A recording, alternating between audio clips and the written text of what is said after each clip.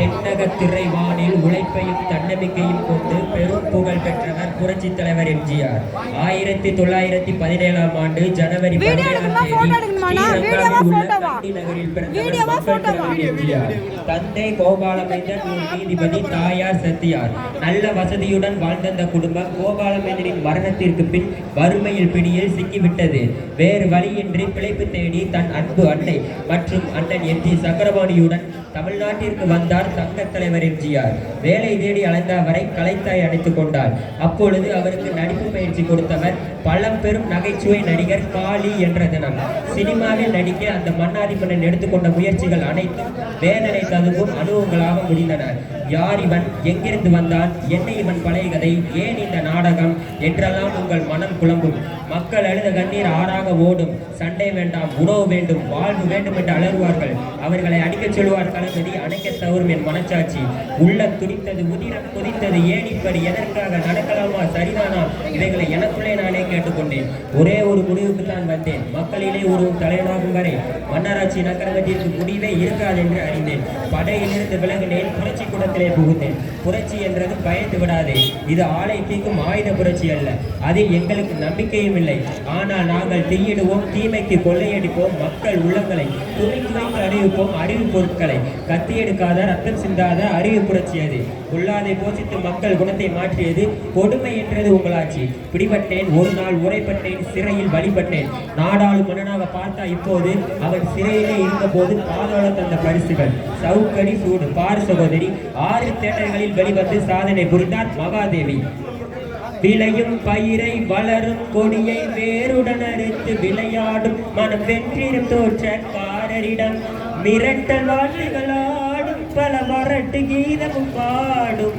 விதவிதமான பொய்களை வைத்து குரட்டு உலகமடா தம்பி, தெரிந்து நடந்து கொள்ளடா.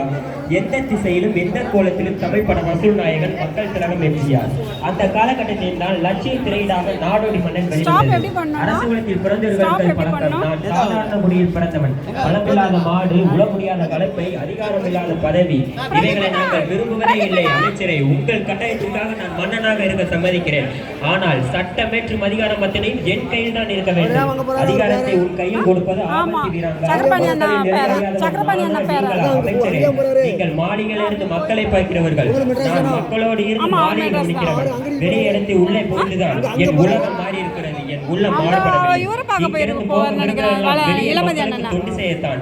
அதை இங்கிருந்தே செய்ய முடிந்தால் தான் உங்கள் இஷ்டத்துக்கு இணங்குவேன். கொஞ்ச நாட்களில் பதவி இருந்தாலும் மக்களின் குறைகளை தீர்ப்பவும் தான் அறிவாளி. அதிகாரத்தை என் கையில் ஒப்படைப்பதா இருந்தால் சொல்லுங்கள், அடுத்த காரியத்தை கவனிக்கிறேன். 30 தேட்டர்களின் திரையூறி 100 நாட்களை கண்டார் மதுரை வீரன். மன்னா, என் மீது தாட்டப்பட்டுள்ள குற்றச்சாட்டுகளின் எண்ணிக்கை பல. ஒருவனை குற்றவாளி ஆக்கிவிடலாம், நிரபராதி என நிரூபிப்பதுதான் கடினம். இதுவரையிலும் என் வாழ்வில்லை, கள்ளமில்லை, கபடி இல்லை, சூது இல்லை, சூழ்ச்சி இல்லை. இந்த பதவி நான் கேட்டு பெறவும் இல்லை. கூப்பிட்டு தந்தை என்பதற்காக நான் செய்வதெல்லாம் சரி என்று வாதிக்கவும் இல்லை. புலிவேட்டையாடும் பொறுப்பேற்றேன். வழியிலே ஒரு புள்ளிமானை காப்பாற்ற வேண்டிய அவசியம் வந்தது. காப்பாற்ற வருவான். அந்த வரவில் கள்ளர்களோடு சம்பந்தப்பட்டோம் என்று காத்திருந்தார்கள் சிலர். யார் அந்த சிலர், ஏன் இங்கு வந்தார்கள், எவருக்கு ஆணை? அண்ணா, கொஞ்சம் தலை நிமிர்ந்து பாருங்கள். இன்னமும் விளக்கம் சொல்லத்தான் வேண்டுமா? நான் நிரபராதி என்பதை நிரூபிப்பதற்கு முன் இந்த வழக்கை சிட்டிசிவி திறமைசாலி என்பதை ஒப்புக்கொள்கிறேன். அந்த திறமைதான் நீதிக்கு அடிப்படை என்றால் தாங்கள் தங்கள் இஷ்டம் போல் தீர்ப்பு கூறலாம். அதற்கு முன் ஒன்று, நாடு பயமில்லாமல் வாழ வேண்டும். பச்சை பயிர்கள் செழித்து வளரும் பாண்டிய மண்டலம் நீடோடி வாழ வேண்டும். திருமலை மன்னர் சீரும் சிறப்பும் பெற்று சிவந்தோங்க வேண்டும் என்றெல்லாம் ஆசைப்பட்டார். நடத்தும் தாக்குதலிலே நான் யார் என்ற கேள்வியை மறைந்து குற்றக்கூண்டிலே நிற்க வேண்டிய கோலமான நிலை அறிந்திருக்கிறேன். நான் சாக வேண்டும் என்று மன்னர் தீர்ப்பளித்தாலும் சரி, அதற்காக நான் அஞ்ச போவதில்லை. ஆனால் கடைசி முறையாக கூறுகிறேன், நேற்றும் சரி இன்றும் சரி கள்ளர்களோடு எனக்கு உறவும் இல்லை. மதுரை பேரரசுக்கு நான் துரோகம் இல்லை. ஏன்